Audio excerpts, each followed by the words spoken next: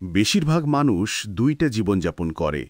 একটা তারা এখন যাপন করছে, আরেকটা তারা যাপন করতে পারত। তুমি কবে কাজ ফেলে রাখা বন্ধ করবে?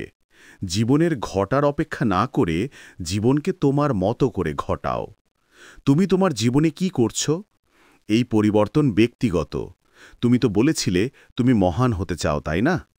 কিন্তু তুমি দেরি করে ঘুম থেকে ওঠো, দেরি করে ঘুমাও, পড়াশোনা করো না, ব্যায়ামও না। তোমার কাজকর্ম দেখে তো মনে হয় না তুমি সত্যি চাও।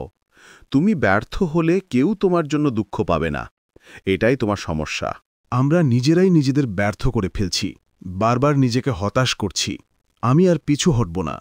যত সময় লাগুক না কেন, আমি সাফল্যের পথে হাঁটব। এখনই সময় জীবনকে পুরো শক্তি দিয়ে আক্রমণ করার।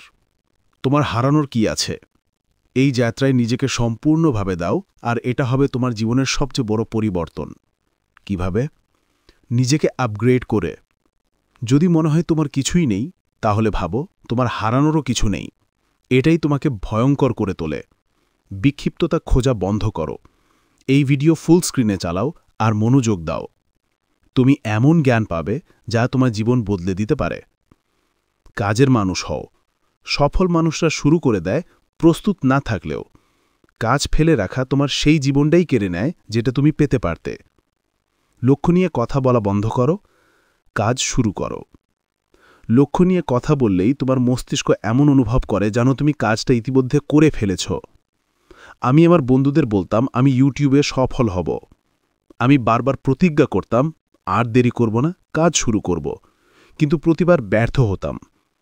তাদের বলার মধ্যেই মিথ্যা ডোপামিন পেতাম আর তাদের হতাশ করতাম। পারফেক্ট সময় বলে কিছু নেই। সময় এখনই, আর তুমি সেটাই নষ্ট করছো। আমি ঠিক করেছিলাম নিঃশব্দে ঘোস্ট মোডে কাজ করব আর আল্লাহর উপর ভরসা রাখব। এটা কাজ করেছিল।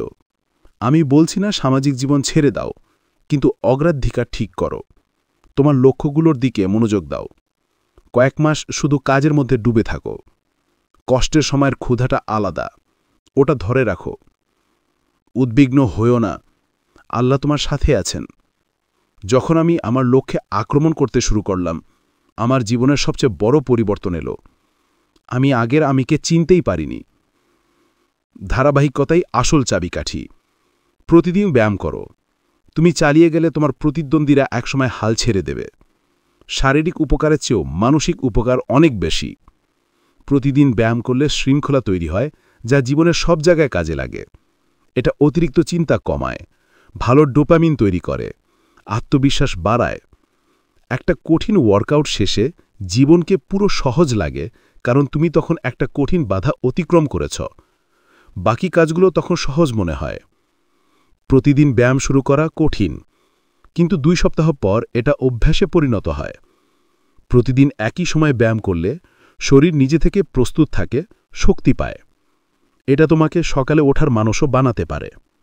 আমাদের শৃঙ্খলিত হতে হবে, কঠিন কাজের মুখোমুখি হতে হবে। কঠিন কাজ চরিত্র গড়ে তোলে, নেতিবাচক বিশ্বাস ভেঙে দেয়। ভাবতে বন্ধ করো যে তুমি পারবে না। মন ভরো ইতিবাচক চিন্তা দিয়ে। যেমন জীবন যাও তা কল্পনা করো।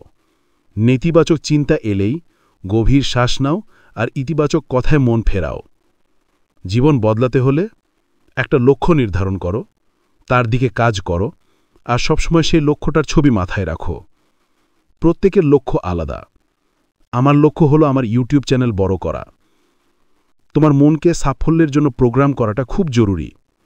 তোমার মানসিক ডায়েট দেখো। তুমি কি মনকে সঠিক জিনিস খাওয়াচ্ছ?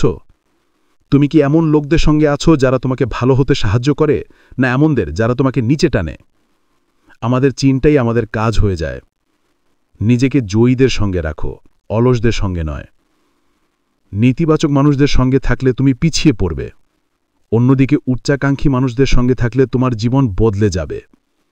তাদের ইতিবাচক মনোভাব তোমাকে অনুপ্রাণিত করবে আর তোমাকে দায়িত্বশীল রাখবে। এটা সবার জন্যই লাভজনক। ধারাবাহিকতাই শেষ চাবিকাঠি। কোনটা ভালো? 1 মাস প্রতিদিন 2 ঘন্টা ব্যায়াম করা, না 1 বছর প্রতিদিন 30 মিনিট ব্যায়াম করা? ধারাবাহিকতা সবসময় বড় সাফল্য আনে। নিজেকে বদলানো একটা ম্যারাথন, স্প্রিন্ট নয়।